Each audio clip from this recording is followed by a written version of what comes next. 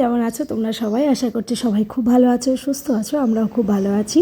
আমার চ্যানেলে নতুন একটা ভিডিওতে তোমাদের সকলকে অনেক স্বাগত জানাই। আজকে শনিবার বিকেল থেকে ভিডিওটা শুরু করছি।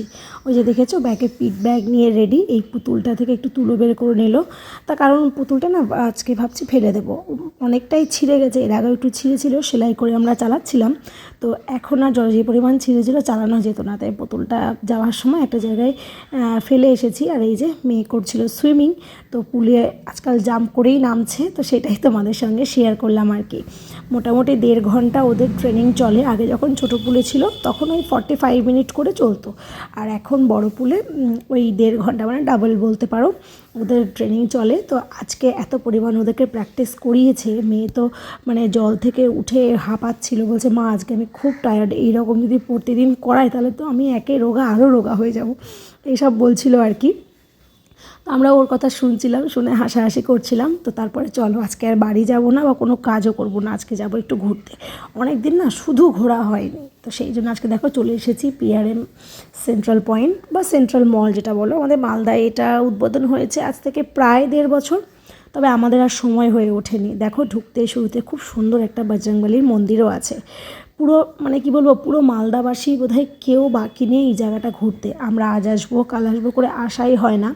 একদমই আসিনি তা নয়, এসেছি দুবারই সিনেমা দেখতে। যখন সিনেমা দেখে বেরিয়েছি এদিকে নিচের সব স্টোর বন্ধ হয়ে গেছিলো, সেই জন্য আর ঘোরা হয়নি। ফার্স্টে আমরা ঢুকেছিলাম মিনিসোতে, সেখান থেকে মেয়ের জন্য একটা জলের বোতল নিয়েছি। আর ওখানে ঢুকে খেলনা কিনবে না এটা তো হয় না, ওই দেখো হাতে খেলনাটা ঝুলিয়ে নিয়েছে। যেহেতু নববর্ষ সামনে, ঢুকতেই খুব সুন্দর একটা নববর্ষের ডেকোরেশন করে রেখেছিল, তো এখানে মেয়ের জন্য মানে মেয়ের একটা আর কি ছবি তুলে নিলাম। তারপরে আমরা টুকটাক এদিক ওদিক ঘুরে ঘুরে দেখছিলাম, স্টোরগুলো দেখছিলাম যেগুলোতে আমাদের ঢুকতে ইচ্ছা করছিল, কারণ সব স্টোরে তো ঢুকে ঘোরা পসিবল না।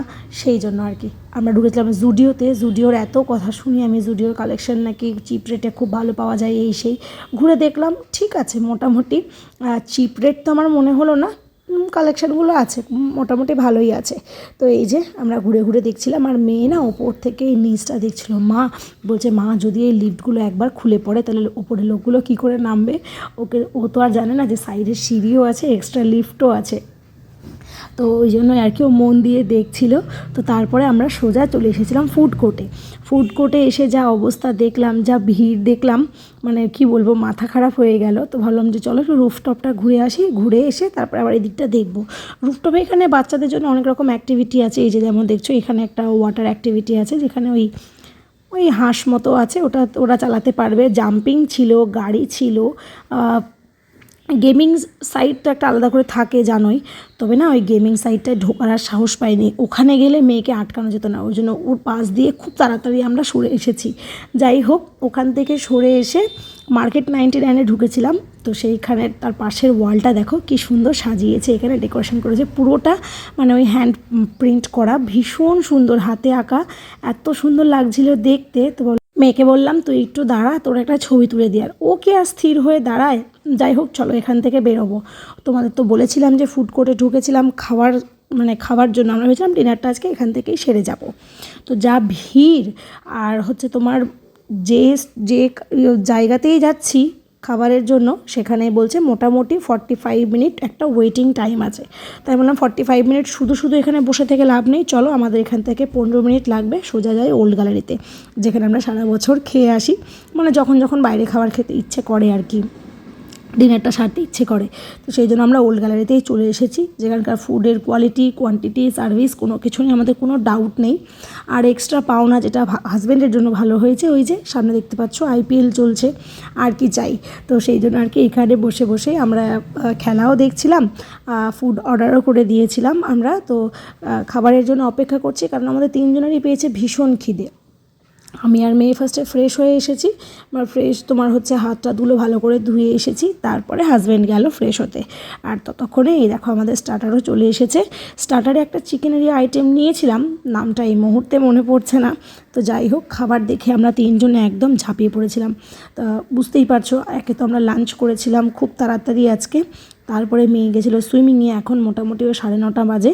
3 জনেরই প্রচণ্ড খিদে পেয়েছিল। তো তারপরে আমাদের মেন কোর্সে ছিল হাজব্যান্ড আর মেয়ের জন্য বিরিয়ানি, আমার ছিল শেজওয়ান রাইস, আর তার সাথে ছিল চিকেন কোফতা কারি। তো শেজওয়ান রাইসটা তো আমি আর হাজব্যান্ড 50-50 করে খেয়েছিলাম। আর বিরিয়ানিটা তো জানো এখানে যেহেতু 2টো লেগ পিস থাকে, ডিম থাকে, আলু থাকে, তারপরে যেটুকু বাঁচে ওইটুকু হাজব্যান্ড একটু টেস্ট করে নিয়েছিল।